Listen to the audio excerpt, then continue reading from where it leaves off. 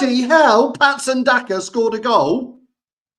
He does know how to do it. That's his first goal in 47. In fact, it's his first goal in 34 games, I think, and his second goal in 47. Listen, whatever, we were all pleased to see that. It was 2 wins on the trot for Leicester City as we thrashed Stoke. Well, we didn't exactly thrash them. We sort of held on by our fingertips, but we did it. 2 wins out of 2. Can we make it 3 on the spin? The games are coming thick and fast. Tomorrow night, it is Southampton away, and then on Saturday, it's Sheffield United away, and then you can hear it coming soon. Derby away is coming soon, which we'll all be looking forward to. What are your views and comments? Do you want to talk about the game at the weekend against Stoke, or mostly we're going to be focusing tonight on the trip tomorrow to Southampton? Night game, buses will be leaving early. It'll be a late one back, but you'll be there or you'll be watching it on telly. We want your views. We want your comments. Let us know what you think to everything Leicester City in the next 30 minutes. The Leicester City machine is on the march again. Leicester Fan TV presents a variety of content like fan discussions, match analysis, and engaging with Leicester fans worldwide. We want your views live, thanks to our sponsors, Everard's, Pucker Pies, Hologram, Take Me, Newbie & Co, and the Fox's Arms. Want to watch more content like this? Hit the like button. Give us your views. Hit subscribe to Leicester Fan TV and make sure to follow Leicester Fan TV on all socials.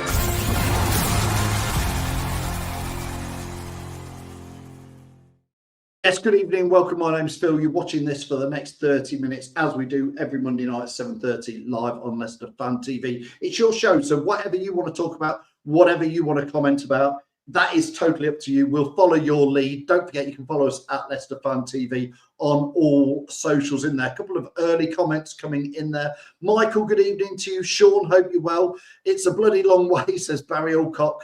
It is on a Tuesday night. Patrick, good evening. 3 million in wages since Daka last scored. I know. Could you believe it, Patrick? You sit up near me in the family stand area in P Block.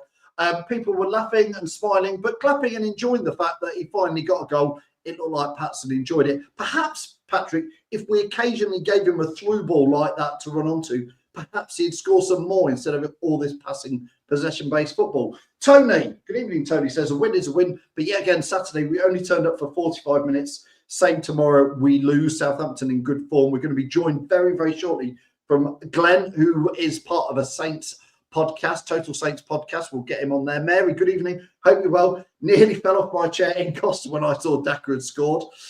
Well, yeah, it was similar to that at the game as well. There's a video. I filmed a video of Leicester fans celebrating.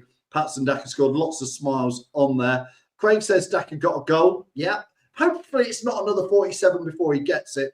Gordon says, lose again at informed state. Saints, this manager will be under pressure again. Can't see this manager seeing Christmas out. Well, listen, Gordon, we've got 2 on the trot. Can we make it 3 and then Saturday 4? That will be what we want to do in there. Armchair jockey, no, please. We're not signing Daka up for another 4 years. 1 goal doesn't cover up how bad he has been for us. Nick says, look what happens when you play to striker strength. I agree. I said exactly this, Nick. If you're going to have a striker who's fast, listen, let's list all of Daka's skills. Yeah, there really isn't any, apart from the fact that he's quite fast, apparently. I don't see that often. But give him the ball and maybe he'll do it. Alex, hope you're well in there. Terence says, will I see Reedy on the bus tomorrow? You will, Terence. He's going to join us very, very shortly. He's going in there. £4 million for 1 goal, says Andy Medhurst. Hope you're well, Andy, watching on YouTube. Don't forget, we're streaming live on Facebook, X and YouTube tonight. Right, I'm going to add people in really quickly so you can get their views and comments in. But don't forget, we want your comments. So if you're watching live, let us know what you think. Let's get Glenn in first of all. Glenn, good evening. How are you? Good evening. Glenn, good evening, let's start off. Let's start off by saying you've got the wrong coloured scarves behind you. Oh, sorry, mate. The wrong badge on you. Tell us who you are and where you're from. My name's Glenn Delacour. I've been on Leicester Fan TV shows quite a few times over the years because no matter how hard we try, we still end up in the same division as you every year, it seems. So, yeah, as I said, my name's Glenn, Total Saints podcast. Been doing that for about 4 or 5 years. No, it's more than that now. It's about 7 years, actually. Been supporting Saints for considerably longer, as you can see by the lines on my face. I think this year at some point is the 50th anniversary of my first game attended in person. So, yeah, seen a lot, been through a lot. And The that ups- old cliche about downs. trying not to get too excited in the good times and try not to get too depressed in the bad times. You know what? That'll teach you for supporting them in the 1976 FA Cup final, won't it? Oh yeah. I mean, That's 50 years of pain for one great game when you were 5 years old, just about. Yeah, I was. Oh, you're being kind. I was 7. Okay. And yeah, we won the trophy, and I thought, of course, that as a 7-year-old that we'd win a trophy every year. That's it. I'm still waiting. Waiting for the next one. Listen, Glenn, Yeah. you think before we get the others in, you have hit a bit of form on Saturday. Where did that come from? Don't know. Is the short answer to that. We've got a new caretaker manager as it stands. Who's managed for 3 games, and he's won all 3. The first one was a very scratchy 2-1 win away at QPR, who weren't particularly good, and we managed to get over the line. The second one was a home win against Sheffield Wednesday, which was quite comfortable. You know, we all know the problems that Sheffield Wednesday are having at the moment. And we won that one quite comfortably. And Charlton away, we thought that's going to be his biggest test. You know, they're decent at home. Or have been this season. Tough to beat. You know, our former manager Nathan Jones was there as well, so there was quite a lot on the game, quite a lot of pressure, and we absolutely smashed them. So yeah, it came as a surprise, but you know. So your caretaker's got won 3 games on the spin, Glenn. He has, yeah. Well, and that's more than Russell Martin while he was manager for you and while he was up at Rangers, isn't it?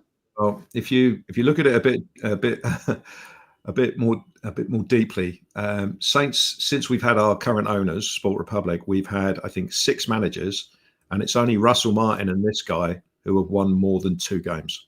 Wow.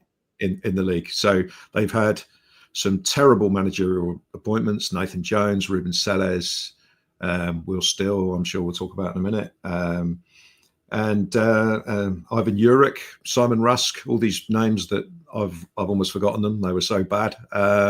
Yeah. So he's won 3 games out of 3. So it's hard to imagine he won't get the full-time gig, especially if we win tomorrow.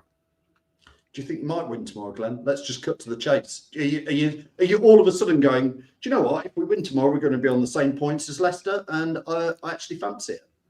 Well, the Championship, as you know, it was only a couple of seasons ago, after all, is all about momentum, isn't it? And it's about, I mean, we ourselves had a 25-game run in the middle of the last Championship season where we drew a few in there, obviously, but you know that made a massive difference to our run to what eventually became the playoffs and going up.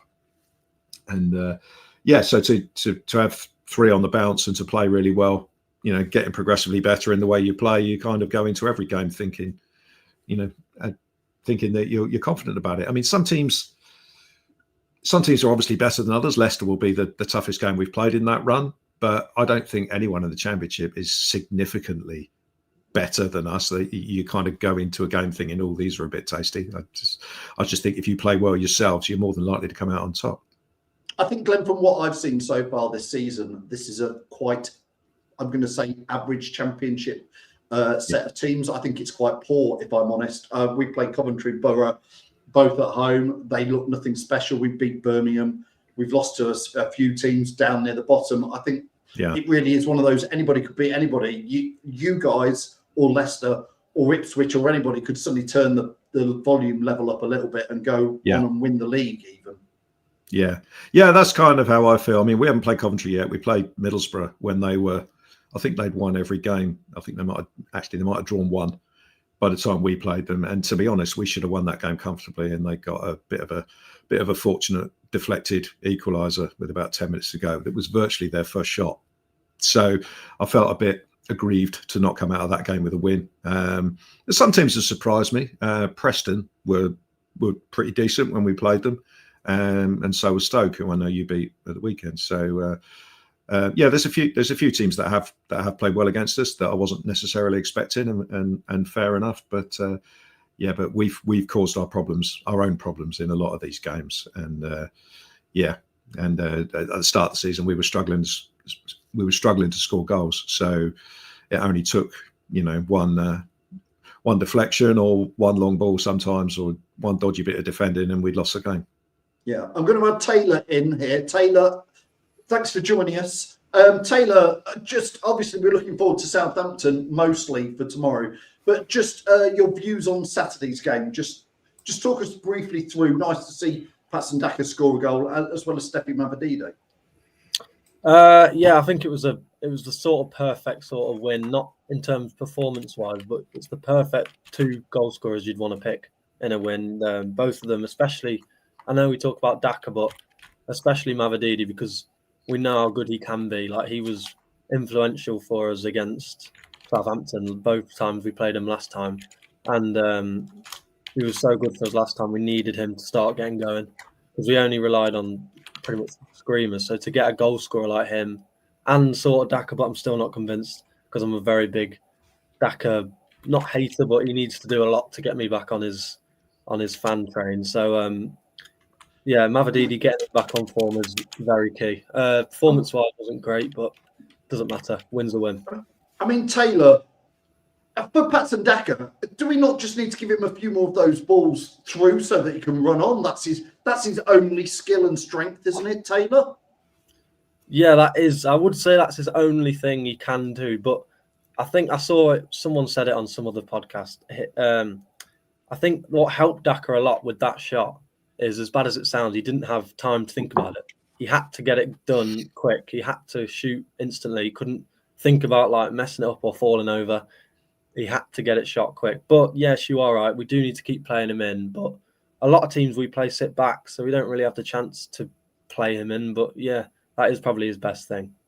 Glenn, it would suit us, in my opinion, tomorrow night if we sit back, let you come at us.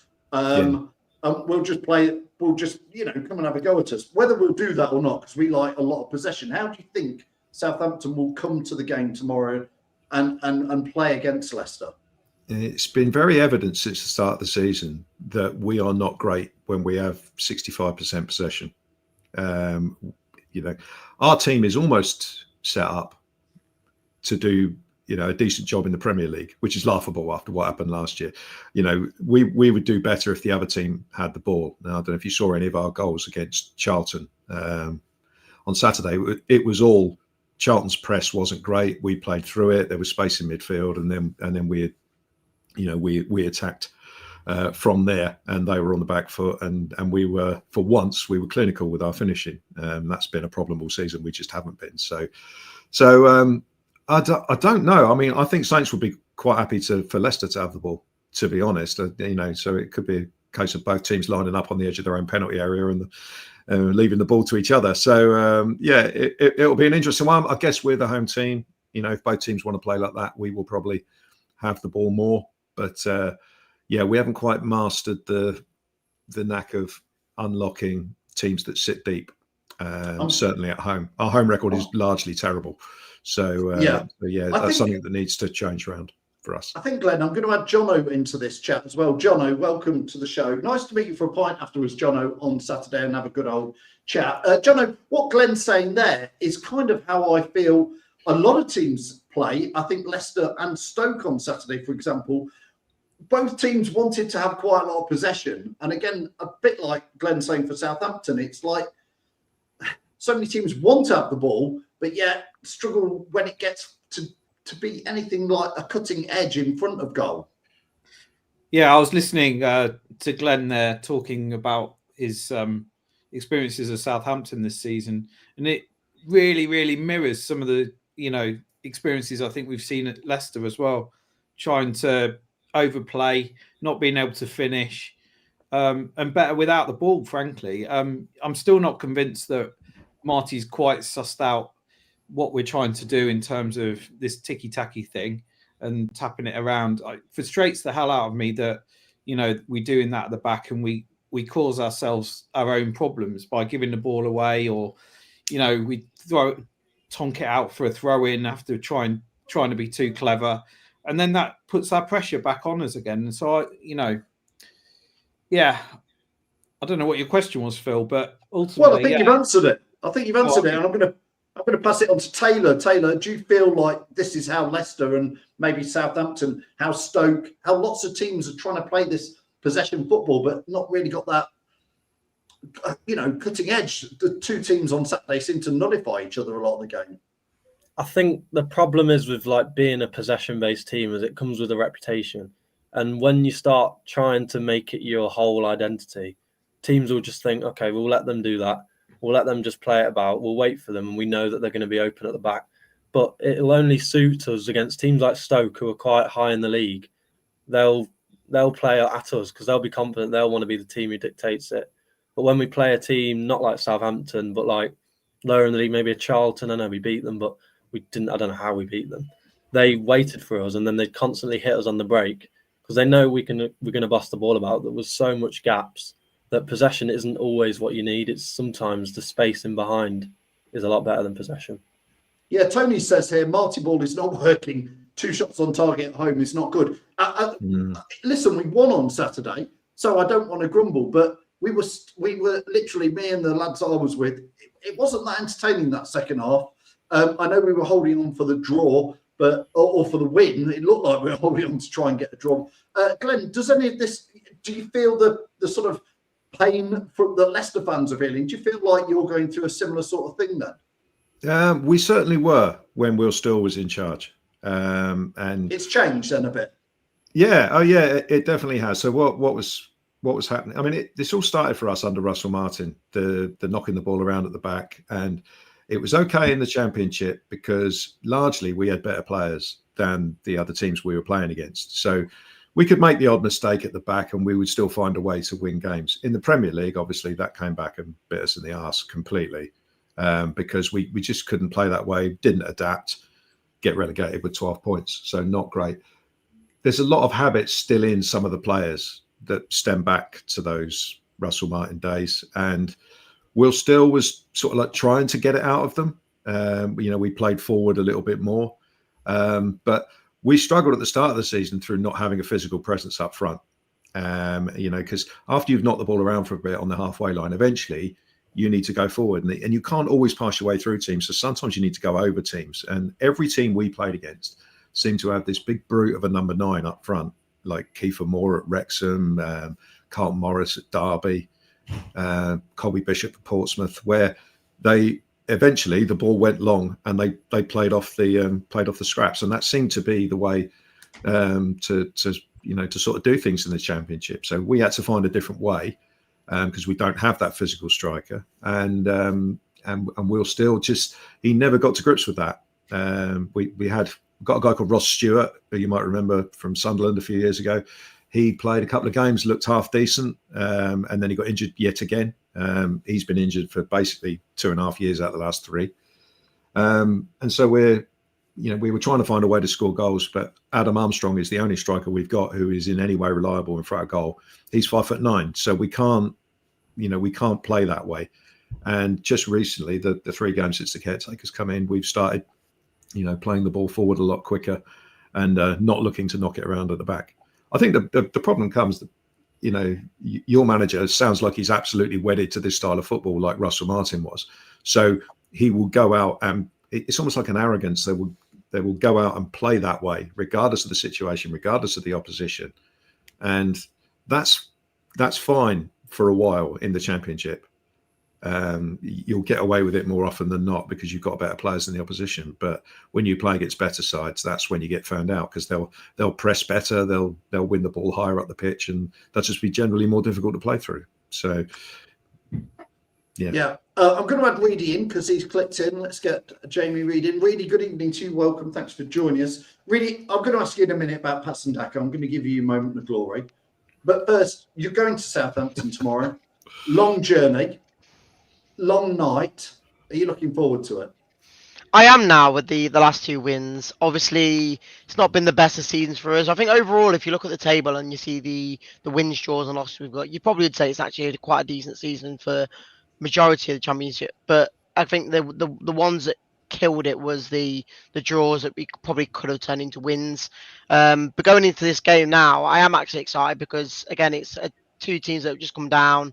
And 2 teams that you probably didn't expect to be as low as we are, and I think that a win against whoever it is, as in if Southampton win or Leicester win, it'll be a big 3 points because, like I say, 2 years ago I think we beat Southampton both times. We obviously drew to Ipswich both times, and Leeds I think we did lose one. But again, this is one of the games of the season that I always wanted to go to, and I can't wait for it now. And I've got to give Reedy his moment here, because for 51 games or 51 weeks, week in, week out, I've been saying Patson Daka is absolutely shocking. He's rubbish because he doesn't score. But I now have to give Reedy his moment of glory to say Daka the goal machine. Reedy, over to you.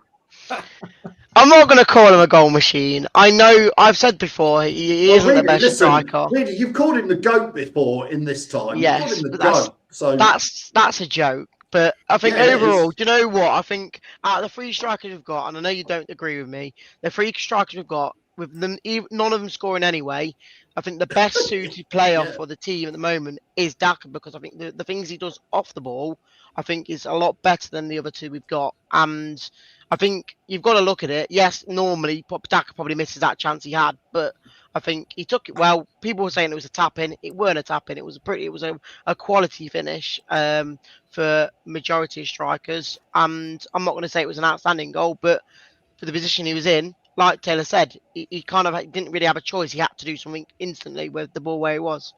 And then Jono, talk us through the one in the second half that Daka did an air shot and completely missed. Back to normal. Normal services resumed, Jono. I think that's a bit unfair, Bill. I think it was. That's what happened, isn't it? Well, I think it was JJ on the break off, wasn't he? And then he put it across the 6-yard box. And Daka missed it, air shotted. Well, yeah. I mean, through his legs. Yeah. Okay. I'm trying not to put words in your mouth, Jono, but yeah. I mean, he did miss it. However, it was coming across at pretty fast speed, and you would say, yeah, okay, a good Premier League striker would have put that away, no doubt. I thought somebody on 75 grand a week would at least. Well, yeah. Well, 100%. No, he's, the wages are scandalous, to be honest, with the amount of we've got back from him. But ultimately, I was really chuffed for Daka. I think it's not always been easy for him, even though, he's not always been pulling up trees. But you mentioned it earlier on, and I think we talked about it on Saturday. We haven't always played to his strengths, and I think that is one of which has then sort of played on his confidence, and eventually we've got a player that's kind of ended up being curtailed as being rubbish. And I think there is still a player in there, but you've got to play to their strengths. And ultimately, we did the same with Vardy as well. You remember, Vardy was a better player because you give him 1 or 2 chances a game, he'd probably put one away. But Daka probably needs 3 or 4 chances to get, maybe a good strike on goal, or at least get a strike or get a goal. So he's not got the quality that Vardy had, but we're still playing that kind of way that we did under Rodgers, where Vardy might just get 1 sniff a game and be good enough to put it away. So he was all right at doing that. But when you haven't got that kind of quality, you need to play to the player's strengths. And I think that's what we saw in a small snapshot there in that game, that you put him through and you give him a chance one-on-one and he can finish them off.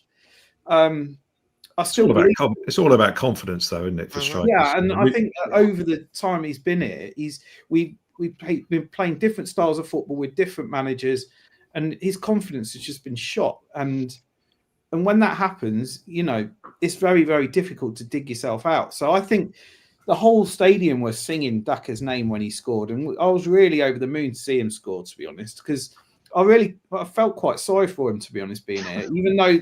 He's on 75 grand a week, so you can't feel too sorry for him. But yeah, but it wasn't his choice. He got 75 grand, was it? No, I mean that's not. He didn't choose. I'll have that amount of money. I'm not trying to defend him. I'm just saying that we've had, like you said, Phil. We haven't used him to his strength. I think that was probably the first ball this season, or even over the last couple of seasons, where he's had that through ball straight through the middle for him to run onto and put it in. And I hope Marty comes around to that way of thinking, because I'm sick and tired of seeing this tippy-tappy stuff. If we're playing Daka, just launch it launch it, not in the old school way, but just more culture. Get the ball forward quicker and play to his strengths. And I feel like we've got enough pace in the team with Fatawu and Mamadidi either side. I'm really hoping that, Yeah. Listen, we'll see some sense at some point. I hear what you're saying in here. Andy Medhurst says Phil could have scored that. Andy, I'm 54 now, so I would like to think I probably couldn't get there. But I tell you what, a 20-year-old Phil was pretty crap, but I think I could have finished that one as well. So I don't want to over-egg it. I'm going to move it on to Taylor. Taylor, who would you be telling Glenn that Southampton need to watch out for tomorrow night from Leicester? Just give him a couple of who you think could do damage to Southampton, Taylor. I think if you'd have asked me that before Saturday, I wouldn't have said Mavididi. But now, if he starts, I think he'll be full of confidence. He's that sort of player. You can see it. But you can tell once he got his goal, you could see he sort of went on to do a lot of dribbles. He went that great pass to James, which led to that Daka horror show that I'm not sure why we defend him, but we'll let it off anyway. Fatawu, obviously, he's always good. I know he can be a bit inconsistent, but he's still Fatawu. He's got it in him. He can beat anyone on a 1v1. Jordan James as well. He'll be driving into the box late. We'll see a lot of him, hopefully, if he's not in the 10. But even if he is, he's always a threat. I'm not going to say Daka, but maybe Daka, I suppose. Maybe he goes on a run. Daka hat-trick, anyone? No, not Daka hat-trick. Don't worry. Well, we all know that Southampton's a happy hunting ground for us over the last few seasons. So we're not 9-0. Glenn, who should we be looking out for from your lads at the moment? Who do you think actually these are going to do the damage to Leicester? Well, our main player this season is a guy called Leo Cienza, who plays kind of off the left wing. I don't know where or how we've got a hold of him. He was playing in the Bundesliga last year for a team called Heidenheim, who stayed up in the relegation playoff. So we signed him for about £8 million last day of the transfer window, and he has been absolutely outstanding. He's been our sort of player of the match in virtually every game we've played. So he is the main man. But what's happened in the last few games is that other players have sort of like stepped up and done what they were brought in to do. Tom Fellows on the right, one-on-one versus a fullback. He's excellent, really good. I didn't realise quite how good he was until he started taking players on. He can go either side. So your left back, if you don't sort out that area, he will have some trouble keeping Fellows under wraps. Adam Armstrong without Luke Thomas. Yeah, trust me, our left back's not having the best of time, so that might be interesting. Another interesting player is Finn Azaz, who we signed from Middlesbrough. We signed him because he was a goals and assists merchant. He always put up sort of like decent numbers, and when we signed him, there was quite a lot of bitterness from Middlesbrough fans saying, "Oh, he doesn't do this, he doesn't do that. He doesn't get about the park." But as long as he's getting goals and assists, I think people tend to overlook that. First few games for us, he didn't do much, and we were beginning to see what they were talking about. Last few games, he's got 3 goals, a couple of assists, and you kind of think, you see what the player is there. So there are some ones that are shining at the moment. I sort of began to mention Adam Armstrong there. I mean, if you want someone to give you hope about Patson Daka, then it is Adam Armstrong. Last season in the Premier League, dreadful. Went to West Brom on loan, dreadful. Didn't do anything. This year, started this season, nothing much. Gets a goal, and now he looks like the best striker in the Championship all of a sudden. And if you just watch the highlights of our goals against Charlton and see how involved Adam Armstrong was. If he has an influential game, then he's an amazing player in the Championship. But that all comes from confidence. The difference between Armstrong with confidence and Armstrong without it is absolutely huge. So you've got to hope with Patson Daka after tomorrow. I mean, I hope he's absolutely shit tomorrow, but he probably will be. By the way, yeah. Well, I'm hopeful. Guarantee it, Glenn. I'm hopeful giving you comments, but I mean, he scored goals for you before, so there's a player in there. And you just got to hope that with a bit of confidence, I'm trying to give you something to hang on to here, boys. It probably won't be Daka who starts, Mario. He'll probably switch it up and go for Kranza or Ayew again. Which would be stupid if you ask me. It would be because you need someone to play consistent in the games. Consistency. But I wouldn't put it past him to change it. No. Listen, we've almost got to finish. We're going to do score predictions, so I want everybody to start thinking. I'm going to go around everybody who's on video today for score predictions. So start doing that in there. A couple of comments in here. I want to give a big shout out. Somebody's put in here. Let me just find the comment in there. I've lost it. Tom says, have you mentioned the ticket issue? It's the same every game. Tom, I'd like to say hello to everybody who has to go and stand. First time I've ever had to do it. but it's the first season I've had a digital ticket.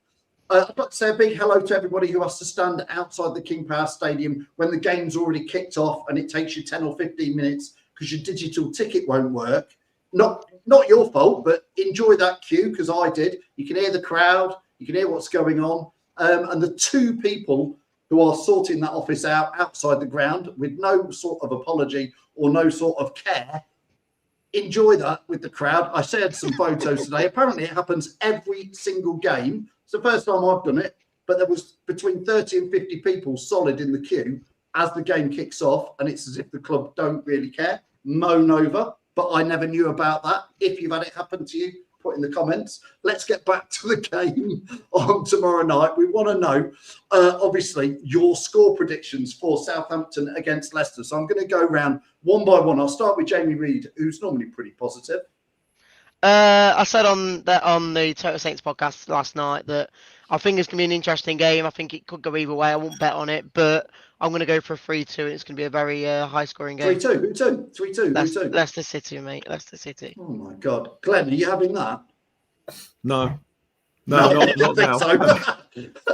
What's your score predictions, Glenn? Well, I feel that we owe you one. In the Premier League last time around, it was we lost 3-2. There was a very dodgy VAR non-penalty given when Jordan Ayew hitched a ride on someone's shirt in the penalty area, and 5 minutes later we were 5 minutes later we were 3-2 down. So as long as we could deal with Fatawu, he has absolutely murdered us the last few times we've played you. So including that game that I was just talking about. Well, so Glenn, all you have to do is put two people on him, and then that's it. He's out of the game. Yeah. I've heard that, but we've got Ryan Manning playing left back, so it could be a game for the dodgy left backs because he can't defend at all. So we'll have some fun there. But I'll go.